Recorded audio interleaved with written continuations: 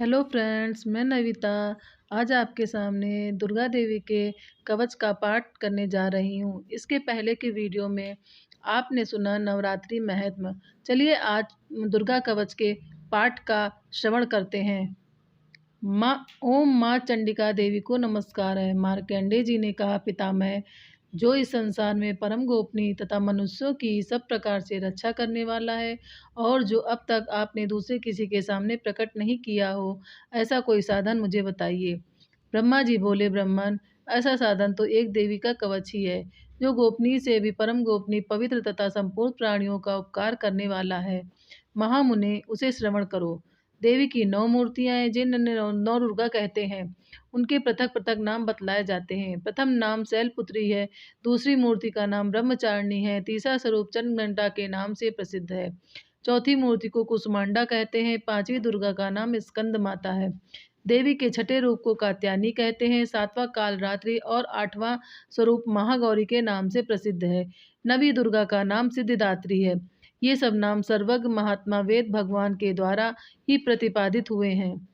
जो मनुष्य अग्नि में जल रहा हो, रणभूमि में शत्रुओं से घिर गया हो, विषम संकट में फंस गया हो तथा इस प्रकार भय से आतुर होकर जो भगवती दुर्गा को शरण में प्राप्त हुए हों, उनका कभी कोई अमंगल नहीं होता। युद्ध के समय संकट में पड़ने पर भी उनके ऊपर कोई विपत्ति नहीं दिखाई देती। उन्हें शोक, दुख, भय और भय की प्राप्ति नहीं होती। जिन्होंने भक्तिपूर्वक देवी का स्मरण किया है, उनका निश्चय ही अभ्युदय होता है। देवेश्री, जो तुम्हारा चिंतन करते हैं, उनकी तुम निसंदेह रक्षा करती हो। चामुंडा देवी प्रेत पर आरूढ़ होती हैं, वाराही भैंसे पर सवारी करती हैं, ऐन्द्री का वाहन ऐरावत हाथी है, वैष्णवी देवी गरुड़ पर ही आसन जमाती हैं, माहेश्वरी वृषभ पर आरूढ़ होती हैं, कौमारी का नाम वाहन मयूर है। भगवान विष्णु की प्रियतमा लक्ष्मी देवी कमल के आसन पर विराजमान है और हाथों में कमल धारण किए हुए हैं। वृषभ पर आरूढ़ ईश्वरी देवी ने श्वेत रूप धारण कर रखा है। ब्राह्मणी देवी हंस पर बैठी हुई हैं और सब प्रकार के आभूषणों से विभूषित हैं। इस प्रकार ये सभी माताएं सब प्रकार की योग शक्तियों से संपन्न हैं। इनके सिवा और भी बहुत सी देवियां हैं जो अनेक प्रकार के आभूषणों की शोभा से युक्त तथा नाना प्रकार के रत्नों से सुशोभित हैं। ये संपूर्ण देवियां क्रोध में भरी हुई हैं और भक्तों की रक्षा के लिए रथ पर बैठी दिखाई देती हैं। ये शंख, चक्र, गदा, शक्ति, हल और मूसल, खेटक और तोमर, परुष तथा पास, कुंत और त्रिशूल एवं उत्तम साग, धनुष आदि अस्त्र शस्त्र अपने हाथों में धारण करती हैं। दैत्यों के शरीर का नाश करना, भक्तों को अभय दान देना और देवताओं का कल्याण करना, यही उनके शस्त्र धारण का उद्देश्य है।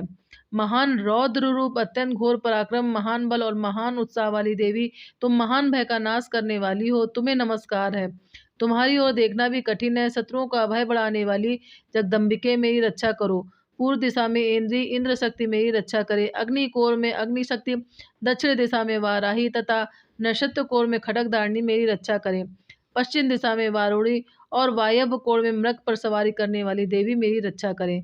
उत्तर दिशा में कौमारी और ईशान कोण में सूर्यधारिणी देवी रक्षा करें। ब्रह्माणी, तुम ऊपर की ओर से मेरी रक्षा करो और वैष्णवी देवी नीचे की ओर से मेरी रक्षा करें। इसी प्रकार शव को अपना वाहन बनाने वाली चामुंडा देवी दसों दिशाओं में मेरी रक्षा करे। जया आगे से और विजया पीछे की ओर से मेरी रक्षा करें। वाम भाग में अजिता और दक्षिण भाग में अपराजिता रक्षा करें। उद्योतनी शिखा की रक्षा करें। उमा मेरे मस्तक पर विराजमान होकर रक्षा करें। ललाट में माला धरी रक्षा करें और यशस्वी देवी मेरी भवों का संरक्षण करें। भवों के मध्य भाग में त्रिनेत्रा और नथनों की यमघटा देवी रक्षा करें। दोनों नेत्रों के मध्य भाग में खंडनी और कानों द्वार वासनी रक्षा करें। कालिका देवी कपोलों की रक्षा करें। भगवती सांकरी कानों के मूल भाग की रक्षा करें। नासिका में सुगंधा और ऊपर के ओठ में चर्चिका देवी रक्षा करें। नीचे के ओठ में अमृत कला तथा जिव्या में सरस्वती देवी रक्षा करें। कौमारी दांतों की और चंडिका कंठ प्रदेश की रक्षा करें। चित्रघंटा गले की घाटी की और महामाया तालु में रहकर रक्षा करें। कामाक्षी ठोड़ी की और सर्वमंगला मेरी वाणी की रक्षा करें। भद्रकाली ग्रीवा में और धनुधरी पृष्ठवस्त्र मेरुदंड में रहकर रक्षा करें। कंठ के बाहरी भाग में नीलग्रीवा और कंठ की नली में नलकुबरी रक्षा करें। दोनों कंधों में खड्गनी और मेरी दोनों भुजाओं की वज्रधारिणी रक्षा करें। दोनों हाथों में दन्नी और अंगुलियों में अंबिका देवी रक्षा करें। शूलेश्वरी नखों की रक्षा करें। कुलेश्वरी कुछ पेट में रहकर रक्षा करें। महादेवी दोनों स्तनों की और शोक विनाशी देवी मन की रक्षा करें। ललिता देवी हृदय में और शूल धारणी उदर में रहकर रक्षा करें। नाभि में कामनी और गुहा भाग की गुहेश्वरी रक्षा करें। पूतना और कामिका लिंग की और महेश वाहिनी गुदा की रक्षा करें। भगवती कटिभाग में और विंध्यवासिनी घुटनों की रक्षा करें। संपूर्ण कामनाओं को देने वाली महाबला देवी दोनों पिंडलियों की रक्षा करें। नरसिंगी दोनों घुट्टियों की और तैसी देवी दोनों चरणों के पृष्ठभाग की रक्षा करें। श्रीदेवी पैरों की अंगुलियों में और तलवासनी पैरों के तलुओं में रहकर रक्षा करें। अपनी दाढ़ों के कारण भयंकर दिखाई देने वाली दृष्टा कराली देवी, नखों की और ऊर्ध्वकेशनी देवी केशों की रक्षा करें। रोमवलियों के छिद्रों में कौबेरी और त्वचा की वागेश्वरी देवी रक्षा करें। पार्वती देवी रक्त, मज्जा, वसा, मांस, हड्डी और मेद की रक्षा करें। आंतों की कालरात्रि और पित्त की मुकुटेश्वरी रक्षा करें। मूलाधार आदि कमल कोशों में पद्मावती देवी और कप में चूड़ामती देवी स्थित होकर रक्षा करें। नख के तेज की ज्वालामुखी रक्षा करें, जिसका किसी भी अस्त्र से भेदन नहीं हो सकता। वह अवेदा देवी शरीर की समस्त संधियों में रहकर रक्षा करें। ब्रह्माणी, आप मेरे वीर की रक्षा करें। छत्रश्री छाया की तथा धर्म धारणी देवी मेरे अहंकार, मन और बुद्धि की रक्षा करें। हाथ में वज्र धारण करने वाली वज्रहस्ता देवी मेरे प्राण, अपान, व्यान, उदान और समान वायु की रक्षा करें। कल्याण से शोभित होने वाली भगवती कल्याण शोभना मेरे प्राण की रक्षा करें। रस, रूप, गंध, शब्द और स्पर्श इन विषयों का अनुभव करते समय योगिनी देवी रक्षा करें तथा सत्वगुण, रजोगुण और तमोगुण की रक्षा सदा नारायणी देवी करें। वाराही आयु की रक्षा करे, वैष्णवी धन की रक्षा करे तथा चक्री चक्र धारण करने वाली देवी यश, कीर्ति, लक्ष्मी, धन तथा विद्या की रक्षा करें। इंद्राणी, आप मेरे गोत्र की रक्षा करें। चंडिके, तुम मेरे पशुओं की रक्षा करो। महालक्ष्मी, पुत्रों की रक्षा करें और भैरवी, पत्नी की रक्षा करें। मेरे पद की सुप्ता तथा मार्ग की क्षेम करी रक्षा करे। राजा के दरबार में महालक्ष्मी रक्षा करे तथा सब और व्याप्त रहने वाली विजया देवी संपूर्ण भयों से मेरी रक्षा करें। देवी, जो स्थान कवच में नहीं कहा गया तो रक्षा से रहित है, वह सब तुम्हारे द्वारा सुरक्षित हो, क्योंकि तुम विजयशालिनी और पाप नाशनी हो। यदि अपने शरीर का भला चाहे तो मनुष्य बिना कवच के कहीं भी एक पग भी ना जाए। कवच का पाठ करके ही यात्रा करे। कवच के द्वारा सब ओर से सुरक्षित मनुष्य जहाँ तहाँ भी जाता है, वहाँ वहाँ उसे धन लाभ होता है तथा संपूर्ण कामनाओं की सिद्धि करने वाली विजय की प्राप्ति होती है। वह जिस जिस अभिष्ट वस्तु का चिंतन करता है उसको निश्चय ही प्राप्त कर लेता है। वह पुरुष इस पृथ्वी पर तुलना रहित महान ईश्वर का भागी होता है। कवच से सुरक्षित मनुष्य निर्भय हो जाता है। युद्ध से उसकी पराजय नहीं होती तथा वह तीनों लोकों में पूजनीय होता है। देवी का यह कवच देवताओं के लिए भी दुर्लभ है। जो प्रतिदिन नियम पूर्वक तीनों संध्याओं के समय श्रद्धा से इसका पाठ करता है, उसे दैवी कला प्राप्त होती है तथा वह तीनों कालों में कहीं पराजित नहीं होता। इतना ही नहीं, वह अपमृत्यु से रहित 100 से अधिक वर्षों तक जीवित रहता है। मकड़ी, चेचक और कोड़ आदि उसकी संपूर्ण व्याधियां नष्ट हो जाती हैं।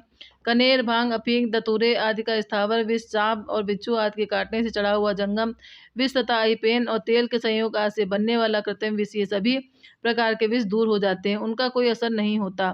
इस पृथ्वी पर मारण, मोहन आदि जितने अविचारिक प्रयोग होते हैं तथा इस प्रकार के जितने मंत्र यंत्र होते हैं, वे सब इस कवच को धारण करने पर मनुष्य को देखते ही नष्ट हो जाते हैं। वे ही नहीं, पृथ्वी पर विचरने वाले ग्राम देवता, आकाशचारी देव, विशेष जल के संबंध से प्रकट होने वाले गण, उपदेश मार्ग से सिद्ध होने वाले निम्न कोटि के देवता, अपने जन्म के साथ प्रकट होने वाले देवता, कुल देवता, माला, कंठमाला आदि डाकनी, शाकनी, अंतरिक्ष में विचरने वाली अत्यंत बलवती भयानक डाकनियां, ग्रह, भूत, पिशाच, यक्ष, गंधर्व, राक्षस, ब्रह्म राक्षस, बेताल, कुसुमंडा और भैरव आदि अनिष्ट कारक देवता भी हृदय में कवच धारण किए रहने पर उस मनुष्य को देखते ही भाग जाते हैं। कवचधारी पुरुष को सम्मान वृद्धि प्राप्त होती है। यह कवच मनुष्य के तेज की वृद्धि करने वाला और उत्तम है। कवच का पाठ करने वाला पुरुष अपनी कीर्ति से विभूषित भूतल पर अपने सुयश के साथ साथ वृद्धि को प्राप्त होता है। जो पहले कवच का पाठ करके उसके बाद सप्तशती चंडी का पाठ करता है, उसकी जब तक वन, पर्वत और कानकों सहित यह पृथ्वी टिकी रहती है, तब तक यह पुत्र, पौत्र आदि संतान परंपरा बनी रहती है। फिर देहांत होने पर वह पुरुष भगवती महामाया के प्रसाद से उस नित्य परम पद को प्राप्त होता है, जो देवताओं के लिए भी दुर्लभ है। वह सुंदर दिव्य रूप धारण करता है और कल्याणमय शिव के साथ आनंद का भागी होता है। दुर्गा सप्तशती कवच। अभी आपने कवच का पाठ सुना। अब इसके आगे हम लोग अगले अध्याय में अगला स्त्रोत का पाठ सुनेंगे। जय माँ दुर्गे।